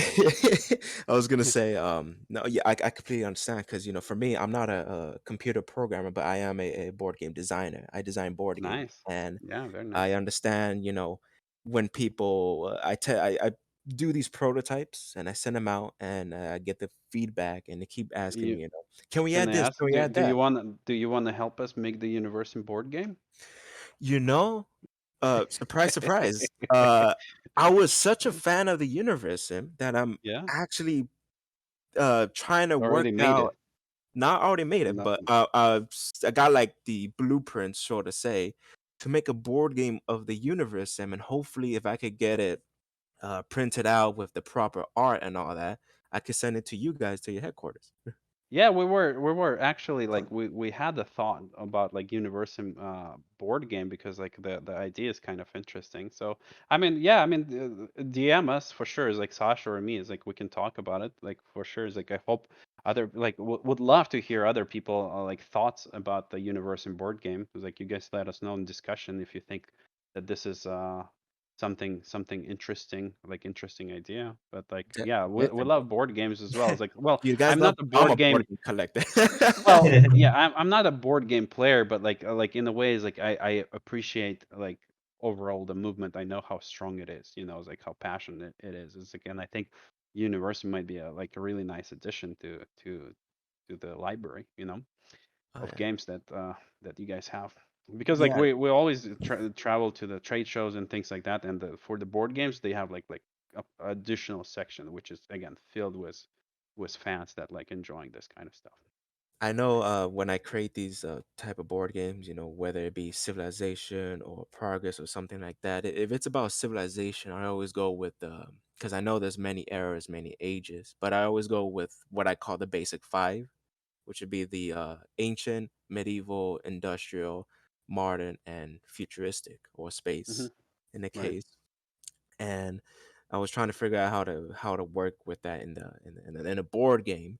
I was thinking of maybe making it more like different gods in one planet, and depending on how you progress your civilization, you go to different planets and other stuff like that. But Hmm. with that aside, I guess the other question would be, can we see, or are we going to be able to see an expansion of the internal structure of your civilization, like maybe customizing your nation's flag, or maybe different forms of government that may be giving you a bonus in some Yeah. areas of the aspect. I saw this. Maybe that was you as well. It's like asking the Yeah. the question about the flags. Yeah. Yeah, that was you. I mean, potentially we can allow you to have flags and stuff like that to showcase. The thing with that is like with flags and customizations, they're usually stronger in like multiplayer games. You know, it's like when you play it, it's like, well, you're being a board game player, is like you have a great imagination, so that's why you're asking for things like that. You know, it's like because you can enjoy the single player games a lot, and because like you can kind of play a lot of your games in your head, right? Like that's what the board game is all about, is like your Yes, sir. imagination. It's Yes, like, sir. yeah, it's like reading the books. I mean, yeah, we can think about it. Is like we can think about like adding. It's definitely, again, is like having this kind of like the character development for your world is very interesting. But as we said, it's like, again, it's like we're very concentrated on the full release, and you guys just feed us with all the ideas and concepts that you have in your mind. So we're definitely gonna add more stuff after the release. We just will choose the most popular one, like the in a way, like most popular in our community, right? Like what everyone wants. Like what can we give you guys that most of you will enjoy? So yeah. Just to Um, add a little bit to it, don't like ever guys hesitate to drop anything to a suggestion, because we do read. Maybe we don't respond immediately just because we have tons and tons of like communication within the dev team all the time, and it's just like very hard to keep constantly our eyes in the chat and then respond to every single person and then talk with the team and then develop some stuff, some systems in a game. So, but we do read every single day all your suggestions, and like certain suggestions, like let's say as you mentioned right now about like, hey, adding flags. So this is more on like easier side, and this is something that potentially can be done pretty quickly, which needs to chat with programmers and see like, hey, how quickly it can be done. And this is maybe like can be done as a side thing before 1.0, where certain things like, let's say, developing a good system for ministers, where ministers, let's say your main minister, has more influence or it somehow shapes your city differently. This is more of like, hey, that system needs to be thought very thoroughly through. And that's something that is like, as Alex mentioned, yeah, that's probably can be thought through after 1.0. And what basically I'm trying to say is don't hesitate to drop all your suggestions, because we do read them, and maybe some of those suggestions we can implement before 1.0. Some of them obviously we'll have to keep after. It just depends on like how difficult and how much time we might require to implement. yeah. Yeah. Yeah, Um, that's understandable. So I guess the last one would be Mhm. uh I'm a guy that watched like Storm Chasers when I was a kid, right? mhm. Mhm. Right. And I love, watching these like, guys chase these tornadoes and how they will rope around the area and all that. Mhm. And I saw the trailer and I was all like, ooh, I like that, right? You have that the Kickstarter trailer with the tornado twirling around and just throws a cow at Right. you. But then when I played the game and the tornado happened, it's like a straight funnel, and I expected it more to like have a storm, a cloud of Mhm. storm or something like that, and then the tornado kind of roping down and twisting to the ground and then bending as it moves around. Right. Will we see Uh, that in the game, in the full release? well, tornado is probably going to be, unfortunately, the same tornado as you see right now.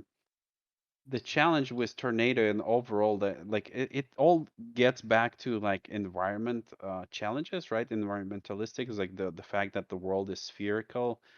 We had like tornado actually was iterated like I believe like 2 or 3 times at least, It was. as But well. it was for different reasons, because sometimes they were too distractive and people asked that it's like we need to tune it down, and we had to tune it down. Then we reshaped it completely to work a little bit Yeah, differently. And and now, uh, yeah, from artistic standpoint, tornadoes are surprisingly difficult thing to make. You know, it's like to make them look like nice, as you said. So I like the idea of like having some kind of like little bending or inertia. You know, it's like for the tornado. Again, is like we can definitely make it look better. It's like the question usually is like, do we want to make better tornado or do we want to have like a little bit more content? You know, it's like how, because like it comes from like, you have like, as you said, is like some of it is a little bit of like personal preferences. You know, it's like, oh, I wish there was this, I wish there was that. So I'm also, is like, I'm with you. Is like, I wish we had like a better looking tornadoes for sure. And I mean, we can make them right now. But like, do we spend time and make better tornadoes, or do we spend time on making, like, as we said, like, for example, adding like some combat in the game, like wars and things like that, which is, you might not be a fan of it. You know, it's like you also, that's what we were talking about, like having diverse community where our fans are like one enjoying the nature and peaceful aspect of the game. They don't want like some of them don't want any challenges at all. They like, we saw, I swear, it's like I saw comments where people were saying like, hey, I just want to sit and watch. You know, it's like I don't want to do anything. So they want the most expensive screensaver in the world. You know, it's That like of a creator is that of an observer. exactly. So they just want to like sit down and watch how the world grows, which is, I get the charm, right? Like it's very interesting, but like again, it's like a lot of people buying the game to play the game, you know, it's like, and if you launch the game for them and you're just like, all right, like put your heads on, you know, headphones on, you know, it's like the calm music, close your eyes, and so it became a meditation game. Um, so yeah, it's like as I said, it's like we're on thin line. It's like if we make step right, you guys shooting at us. If we make step right left, you guys shooting at us. And if we jump, we might get executed by our guards. So yes, as I said, it's like please leave us your suggestions. Sasha is our muscle in the company of like the processing your feedback and all that kind of stuff. Again, it's like you have my word that like we hear it all. It's like we like the community is not that big that where we like, oh, it's like they're super busy with things, they don't get it. It's like blah blah blah. It's like no, we have a like the processing power is there, so we get it, we see it sometimes. Like we have our own vision as a game designers, as a creators, and we're crafting this product, you know. It's like sometimes we disagree with certain things. um and yeah, hopefully you guys are like being mature with that and understand. It's like, again, it's like our goal is not to ruin your game, not to make it like not fun. Our goal is, again, to keep most of our fans happy. Yeah, So that's yeah. yeah. Uh, I Mhm. well, last one because I know others want to talk and come in here and chit chat. So Sure. the last one would be: are we going to expect like more disasters in a sense, newer disasters? In a way, like the coming with those planets is like, you know, it's like I believe we're planning to have like the toxic rains, you know, and like those lava planets, volcanoes. Um, for now, I would want to say maybe, you know, it's like we're just not sure. You know, it's do you have any specific disasters in mind that you think would be cool to have? Hurricane would be pretty cool, intense. Right. Big Well, cyclone. we had a windstorm, right? Like that happens during the summer, and then we have like the During cold summer, snap we had during the winter. firestorm, and then Yeah. during winter, We it's had the hurricane at windstorm. first, and we felt like it was like insignificant. You know, it's like because at the beginning we had basically we split it in two. It was sandstorm. Yeah, it was a That's how it's called. sandstorm, and it felt like a little bit like, yeah, so what? You know, it's like, you know, nothing happened, and we got to the whiteboard. Me and Sasha, we were talking about like how can we make it a little bit more like contrast, like add a contrast to it. You know, it's like so it's not just a wind that slows your nuggets down because it's not fun. It feels draggy. People were not enjoying it. And what we did is like we split it in two. So during the summers, you getting the wind with the fires, you know, and during the winters, it's blizzard that freezes your nuggets. But I think mhm, just to kind of like add, there was a very interesting story because initially our sandstorms, they were actually dealing damage to your nuggets, and you had to use bunkers to basically protect your nuggets, hide them there, and make sure that they're all safe. Uh, because that was the sandstorm basically deal that it comes in, damages a bunch of your nuggets. You now have to either heal them or have a bunch of hospitals to heal them. And it seems like a lot of people were quite unhappy with their nuggets now injured or sick, and it basically caused a lot of like issues. So then we tuned it down where we slowed the nuggets. The nuggets were basically moving way slower than usually. And then we had an issue where people were basically saying that, hey, my nuggets are not doing any kind of job for like, I believe the sandstorm lasted like 2 or 5 minutes, something like that. Mm. So yeah, it was basically like nothing is being produced. Because nothing is being produced, it causes an issue with food. It causes an issue with water, basically nuggets.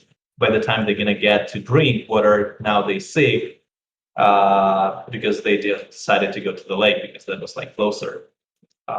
And yeah, it caused like more issues. So now we start rethinking, okay, how we can actually do it in a little bit less punishing way, but at the same time more interesting visually and more effective on basically every environment. And that's where we came up with like Blizzard. Let's just change it to Blizzard during winter time and change it to fire during summertime. Yeah. Oh, okay. Would maybe would a another maybe two ideas would be a freak thunderstorm, right? That could maybe strike out the Mhm. power line, or Mm. tsunami that'll damage a lot of the coastal buildings, or even knock out the water pumps. Yeah. Well, I mean, That's we heard about tsunami a few times. So the challenge of spherical world makes it harder, but like, yeah. I mean, we for sure can check it out. So and see if we can add like Hellstorm is something probably like insignificant, like not that hard to add. So maybe we instead of adding it to our current planet, we can add it like to other planets, that specific planets who might have it only. So but yeah, ideas are great. All right. So Well, yeah. Well, you know what? Thanks for answering all the questions I had, all the concerns that I had. I am gonna wait. I'm gonna be the first one to wait for that war update if it ever comes, because I do want to see maybe some existential crisis of nuggets having nuclear weapons and nuclear war conflicts, and yeah, yeah. winter and all that stuff. Because I remember I saw That back in the day there was an update of like it was like Fallout, but with the Nuggets. It was Mhm. like yeah. Fallout Yeah. 4 I'm with excited Nuggets. about like new nuclear war kind of like updates, like where you can actually contaminate like half of your planet if you're not careful with that, and then you Right? have And to then it deal with brings that. like nuclear winter if there's too much bombs or something like that. Yeah, I think yeah. the best part, I guess, with this is that we were basically structured in a way that it can be more or less easily expandable. So that's something that's why we're considering it as like one of the first things that potentially after 1.0 can be added. Just because initially we structured it in a way that, hey, we can expand it, we can make it brighter, bigger, and more interesting. Yeah, because one of the challenges today is that, we could go to Mars, right, and colonize other planets, but we have the biggest threat to human extinction. And well, that's nuclear weapons right there. So how long That's will that stand the ourselves. test of time? Yeah. So All thank you right. for answering the Good. questions. Hey, We thank love you you. Yeah. guys. Yeah. I'll definitely work on the board game and send you some images and pictures and see what you guys Yeah, think. looking forward to that. Yeah. Thank you for All right. Well, joining us today. thank Thank you. you so much. You guys have Appreciate a it. good day. Yeah. Thank I, you. I Have a good one. I would say, guys, I mean, there's a few more people that would like to join, but I would say is like we can probably start wrapping things up, because I hate keeping some of the people like that late. What we can do instead is like, I think it's like I mean, it's very enjoyable for me to answer your questions and kind of like address myself as well as like in our team on some concerns or like some wishes. So I'd like to say is we probably should do this AMA a little bit more often. Well, more often means like again, because like this is our first one. Maybe we can do it like even like once a month or every other month with you guys, because it's not a problem. It's very enjoyable, and yeah, like your feedback is very valuable. So we can maybe do it again, as I said, more often with Sasha. And yeah, if Sashi would like to add something, otherwise, is like I would say is like we can start wrapping this up. Um, hopefully we answered most of the popular questions. Of course, if there's some left, we'll go ahead and do it. Yeah, I think it's basically I'm up for it. So I think AMA is just a good thing. We tried it. We liked it. I hope you guys liked it as well and enjoyed it. And yeah, I would be looking forward for more AMAs. And if you guys up for it, just also let us know, and we'll do it more often.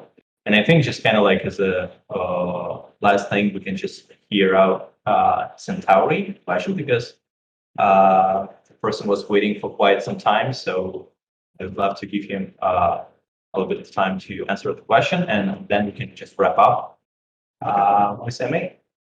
Sure. So your entrance is in Tauri. Hope I pronounced it correctly. Hello. Thank you Hello. very much. I'm gonna ask just one question. This is from the perspective of someone who has not been very I've not been interacting with the community very much. I was an original backer, but since then I've not been keeping a close eye on the game very much. Mhm. I in a couple of sentences, maybe just what is the current state of the game? Well, current state of the game, I would rate it like based on what we wanted from the game and what we have, based on the promises that we made, like per Kickstarter, for example. If we measure it with that ruler, I would say we're like around like 90%, above 80 for sure. So maybe around like 90% of feature complete.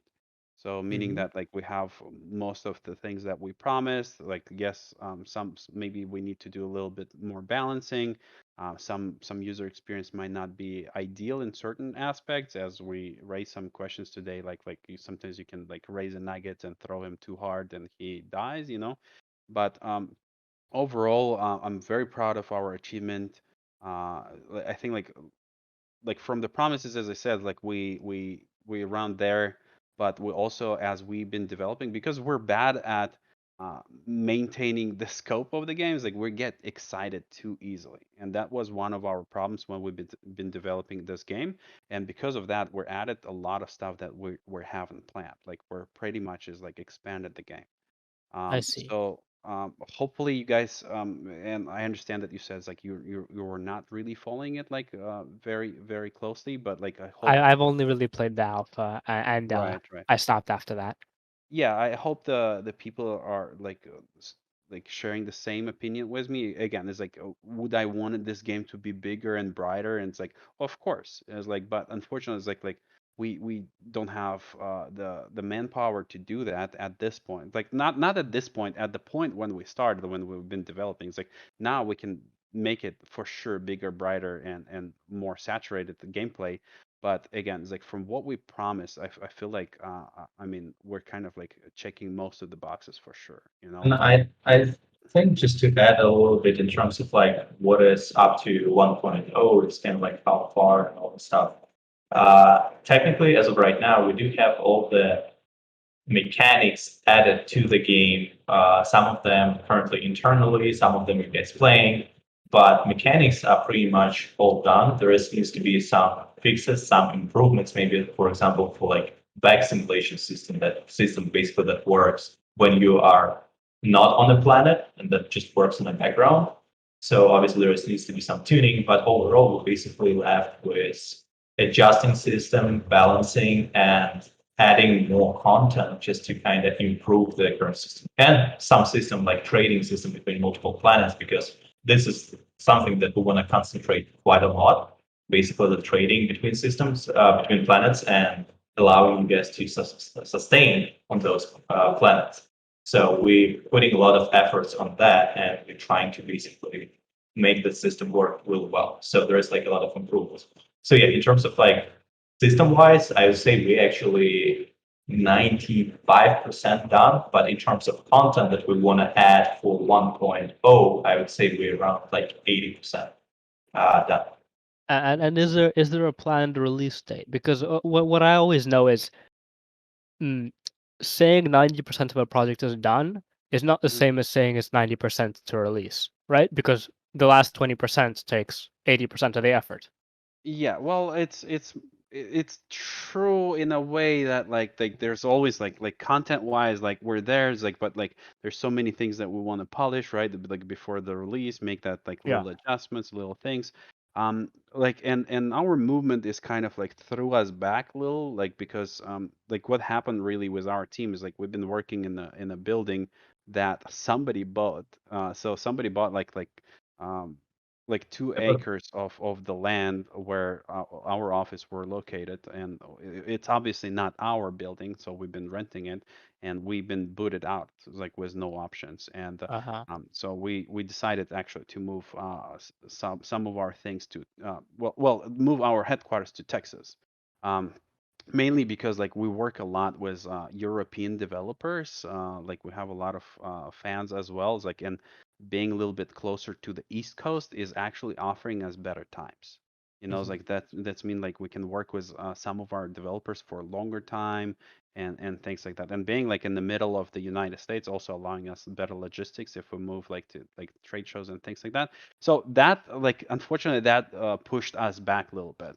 And if we're talking about the release date, we're ideally want like release it this year, you know, like full release, but it might get like pushed due to some like unexpected stuff. Like I don't know, like COVID, right? Like last year it pushed us back like significantly because we had to reorganize, push some people to work remotely and things like that. Some people been getting sick and all that kind of stuff. So yeah, we definitely have like less than a year of development time for sure, is like to say safely, but ideally we are looking for like several months, you know, to Okay, that polish makes things up. sense.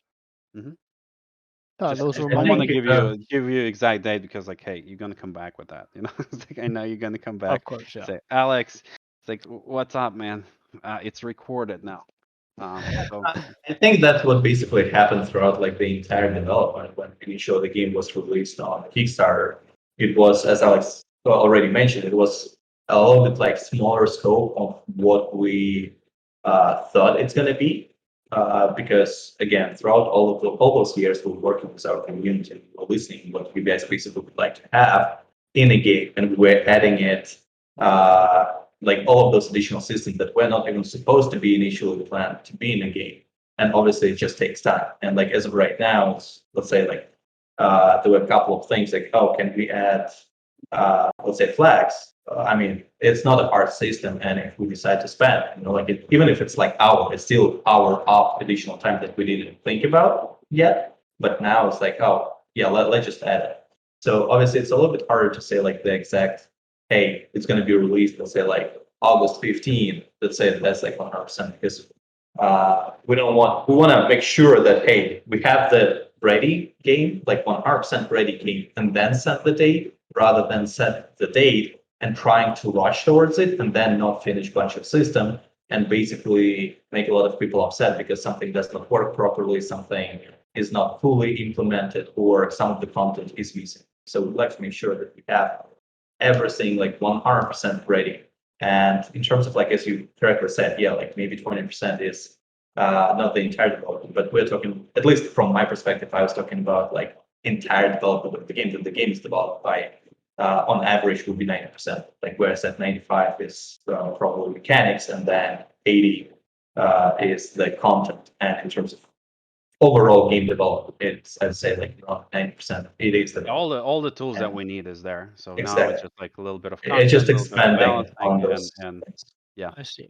And So right now in the game, if you kind of just leave your nuggets alone with minimal supervision, do they still build buildings, or is that your job as So example? it depends, right? So like that's one of the systems that we were introducing, like minister system, just as an example. If you do have it working, they will be building based on your civilization needs necessary buildings for your civilization to sustain. Obviously, if you're gonna leave it for like hours and hours and hours, the system will try to keep up with everything and obviously just calculates based on like what values are what is the current state of your situation, do they need water, all this kind of stuff, and it will try to build for you. So the main buildings that will try to help your civilization to sustain, yes, it will try to keep up with it. Obviously, it can't just predict easily how many buildings you will need when there is, let's say, tornado is going to come through your city and just destroy, 10 buildings. But they won't like predict like they won't like progress through the ages without you, right? Or will they? The actually That's it's bound to research. Yeah, they will not. They will bound to not research. progress. But the thing is, research is being developed. So if you're not touching anything, if you're not researching anything for, I believe right now it's 5 minutes, the research will automatically be triggered. So automatic research, and your researches will be basically slowly researched as if you would be doing it. So Yeah, the technically, at idea some is point, They let will me progress expand to on the that. next stage. Yeah, so basically, yes. that's what I kind of talked about is like having the most expensive screensaver in the world, right? Like, so Yeah. we trying to find like a kind of like middle ground where like we still want nuggets to be self-sustained more or less, it's like some expansion, some growth, it's like they mate and all that kind of stuff by themselves. And with the research, yeah, we again, we don't want to take control from the players and allow Nuggets to be super efficient with research and choose what they want to research by themselves. So that's why we're kind of like having this like middle ground where like if you don't interact, if you don't push things, it's a little bit more draggy.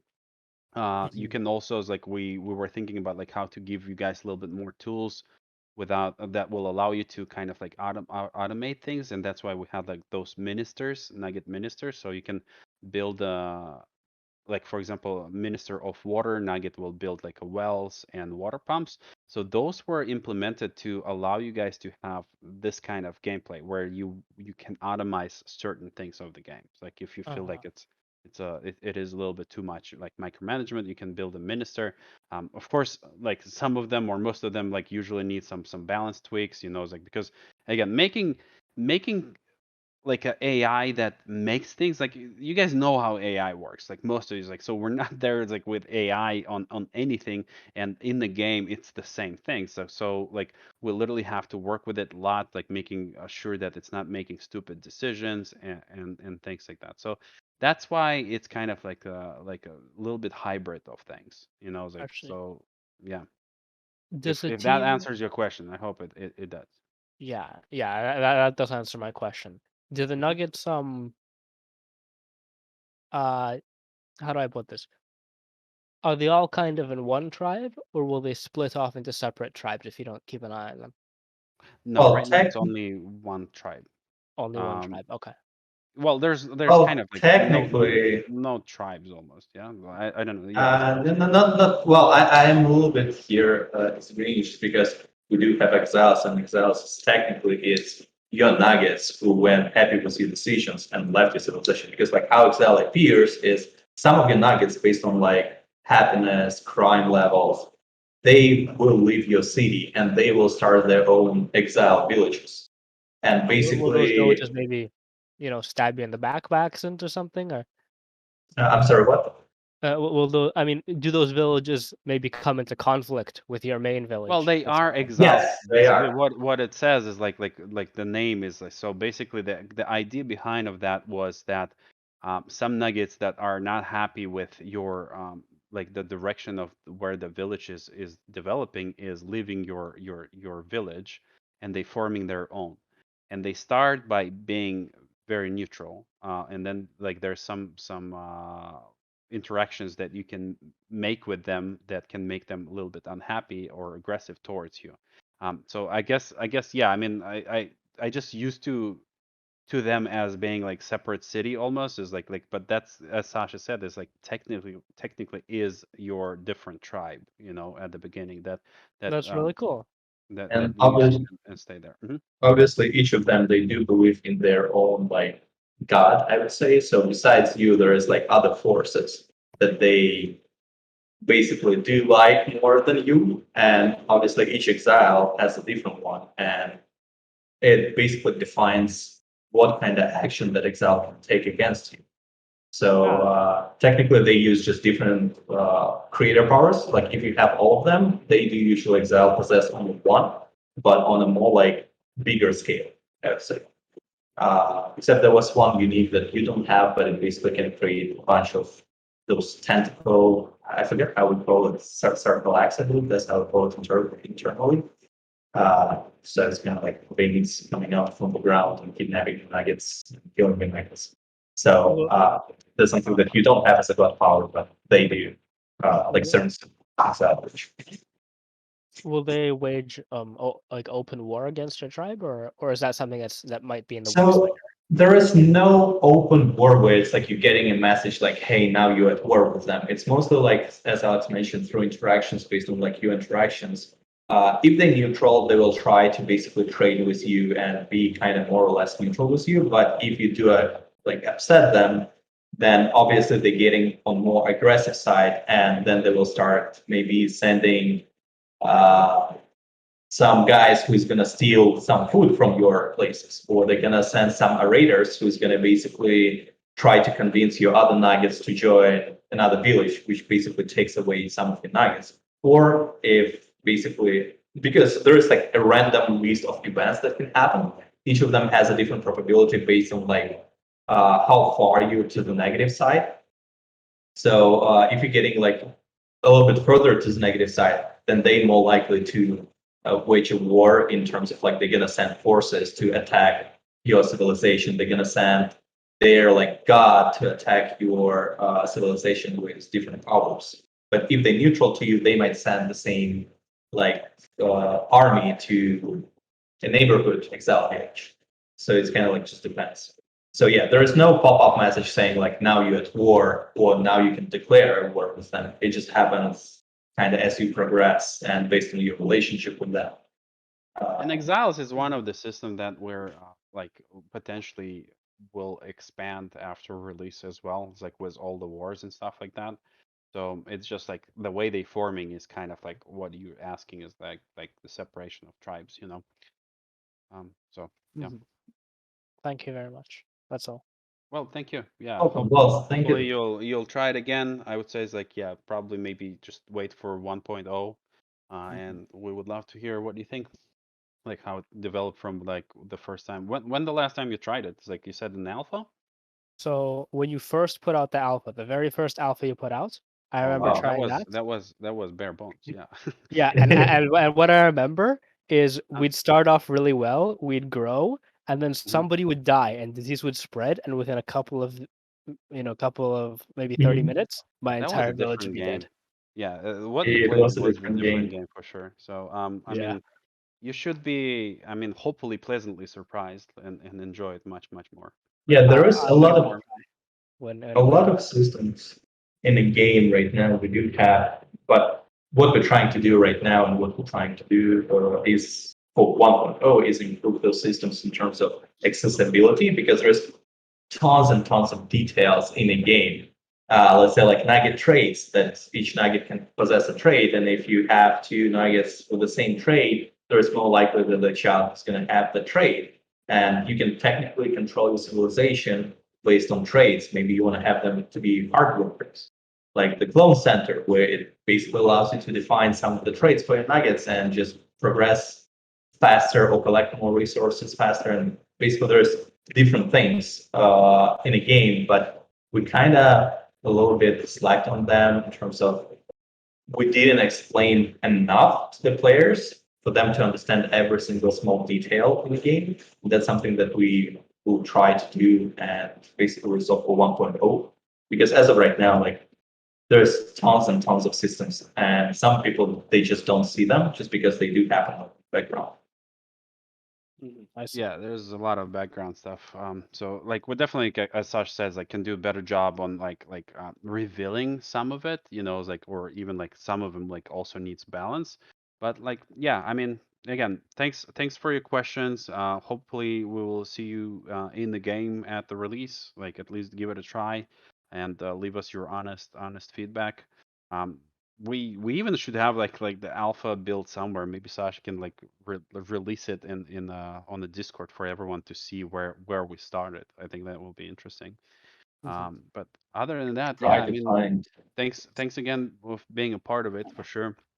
Thank you. And yeah, It's thanks for- for good questions. All right. How do I mute myself or? We can probably Leave just you. disconnect you easily. Yeah, enjoy your day. All right, guys. Well, Yeah, that was the last one. So again, we will meet again with you guys. Prepare your questions or concerns, suggestions. I would love to answer and find the middle ground with anything that you guys might not enjoy fully. So if we like again, it's like the negative feedback is very valuable for us. So we're not like just here for sugarcoating, it's like for praise. I mean, even though it's like we love your feedback, it's like the positive feedback makes our day brighter, warmer. So if you can leave your review on Steam. But some things that we need to fix is like we need to know about them. You know, it's like if there's something that bothers you, always let us know for sure. But other than that, yeah, like we're very grateful to have you guys, our community. We started nowhere, as I said. It's like we started just the one guy on the sofa, and today, like we have a full team working on this and a few other adventures. So, and it's all because of you. Thank you very much. And greatly Sasha, appreciate thank it, you, guys. yeah, for helping answering on all of these questions. And we talk to you guys later, okay? Have a nice day. Always. Thank you, guys. Enjoy your day, night, evening. Yeah, it was our pleasure to chat with all of Yep. you, and yeah, we're happy to see every one of you. So thank you so much for your support. Bye bye. Bye, bye, guys.